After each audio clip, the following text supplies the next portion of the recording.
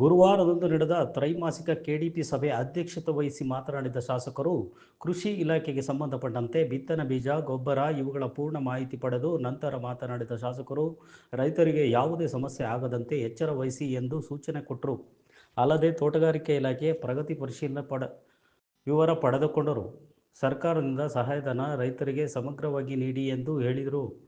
ಕಂದಾಯ ಇಲಾಖೆ ಹಾಗೂ ತಾಲೂಕು ಪಂಚಾಯಿತಿ ಹಾಗೂ ಪಿಡಿಒಗಳು ಜಂಟಿ ಕಾರ್ಯಾಚರಣೆ ಮಾಡಿ ಗ್ರಾಮ ಠಾಣೆ, ಉಪ ಠಾಣೆ, ಕಂದಾಯ ಗ್ರಾಮಗಳನ್ನಾಗಿ ಮಾಡಿ ಎಂದು ಅಪರ ಜಿಲ್ಲಾಧಿಕಾರಿ ಕುಮಾರಸ್ವಾಮಿ ತಿಳಿಸಿದರು. ಕುಡಿಯುವ ನೀರು, ಆಹಾರ ಇಲಾಖೆ, ಶಿಶು ಅಭಿವೃದ್ಧಿ ಇಲಾಖೆ, ಬೆಸ್ಕಾಂ ಹಾಗೂ ಆರೋಗ್ಯ ಇಲಾಖೆ ಇವುಗಳ ಮಾಹಿತಿ ಪಡೆದರು. ಜಿಲ್ಲಾ ಪಂಚಾಯತ್ ಇಂಜಿನಿಯರಿಂಗ್ ಎಡಬಲಿ ಮಾಹಿತಿ ಕೊಟ್ಟಾಗ ಶಾಸಕರು ಯಾವುದೇ ಕಾರಣಕ್ಕೂ ಕೆಲಸ ಆಗದೆ ಬಿಲ್ ಬರೆಯಬಾರದು ಎಂದು ಖಡಕ್ ಸೂಚನೆ ಕೊಟ್ಟರು.